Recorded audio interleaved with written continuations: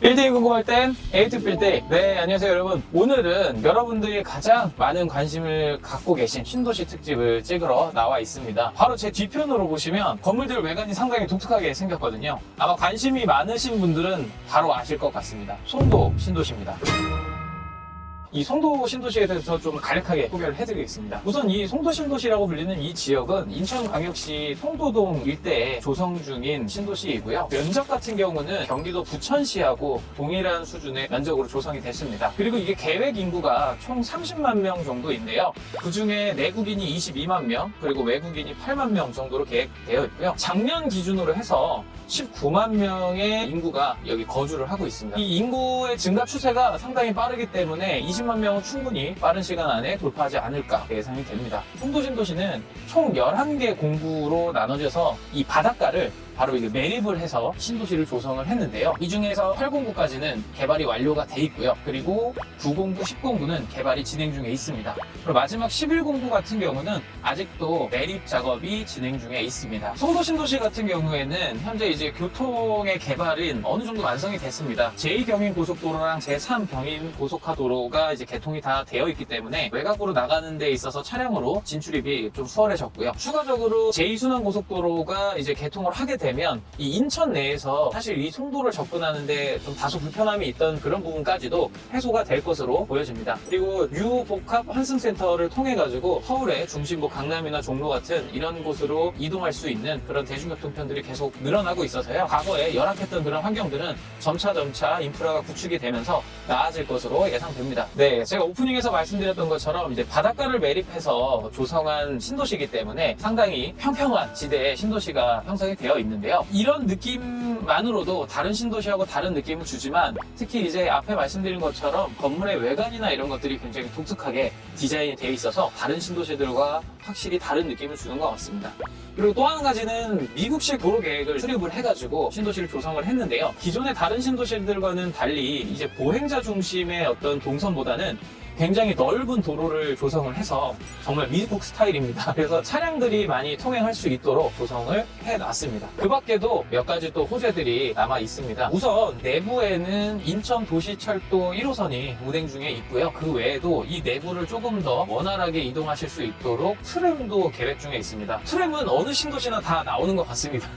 하지만 그것도 계획이 되고 있으니까 개발이 되면 훨씬 더 편리할 것 같고요. 그리고 가장 관심을 많이 받고 있는 게 바로 GTX 비노선인데요. 이 경우에는 어쨌든 서울역하고 용산을 지나서 서울 중심부를 지나가기 때문에 상당히 기대를 많이 모으고 있습니다. 또 추가적으로 여러분들이 좀 생소하실 수 있는 LTX도 현재 사업을 진행 중에 있는데요. 이 LTX 같은 경우는 GTX급은 아니지만 준고속철도라고 해서 강릉까지 연결되는 노선이라고 합니다. 이런 개발에 대한 호재들이 많이 있기 때문에 완성이 되려면 다소 오랜 시간이 걸리겠지만 완성이 된다면 이 국제신도시의 면모를 다 갖출 수 있지 않을까 그렇게 예상도 해봅니다. 송도신도시에는 또 한 가지 특징이 있는데요. 이 수변을 조성을 해놓은 이 워터프론트 사업을 진행하고 있습니다. 간단하게 말씀드리면 어떤 가뭄이나 이런 홍수를 대비하기 위해 안전장치를 만드는 것이고요. 반대로 또 내부에서 수질 관리를 하기 위해서 워터프론트 사업을 하고 있습니다. 이어서 자료화면을 제가 보시면요. 교육에 대한 여건도 상당히 많이 잘 조성이 되어 있습니다. 근데 대부분의 이제 학군은 1공구에 가장 많이 포진이 되어 있고요. 그리고 2공구와 1공구 이 일대에 좋은 학군과 이제 학원가가 많이 형성이 되어 있습니다. 네, 또 이 신도시들이 조성이 될 때 중요한 것 중에 하나가 바로 의료 시스템인데요. 이 바로 송도에는 아직까지 대학병원이 없기 때문에 이런 것들을 해소하기 위해서 연세 세브란스 병원이 이곳에 기공식을 열고 병원 착공에 들어갔습니다. 총 1000여 개까지 병상이 확보가 가능한 규모로 개발을 한다고 하니까요. 하루빨리 완공이 돼서 여기에 거주하시는 거나 상주하시는 분들의 또 의료 혜택도 충분히 받으실 수 있도록 진행이 됐으면 좋겠습니다. 네, 이 1공구 같은 경우는 10에서 15년씩 아파트들이 들어와 있어서 오래되지 않은 아파트들이고요. 앞서 말씀드린 것처럼 학군이 상당히 잘 형성이 돼 있다 보니까 학원가가 밀집이 돼 있고 또 그에 따른 상권도 형성이 잘 되어 있습니다. 그래서 입주민들의 어떤 이런 거주 편의성이나 이런 것들 만족도는 여러모로 높을 것 같습니다. 하지만 업무 지구에 대해서는 아직 부지 조성만 돼 있고 건물이 올라가거나 개발이 완성된 상태가 아니어서 추후에 개발은 돼야 될 것 같습니다. 이어서 아파트 가격을 조금 소개를 해드리겠습니다. 송도 센트럴파크 푸르지오 35평형이 가장 비싸게 거래가 됐는데요. 평당 3,714만 원으로 13억으로 2020년 11월 이후에 무려 4억 7천만 원가량이 상승을 했습니다. 인천대학교 입구역에서 가장 가깝기도 하고 그 라인이 바로 GTX에 대한 호재가 있기 때문에 가장 대장 아파트가 아닐까 그런 생각도 됩니다.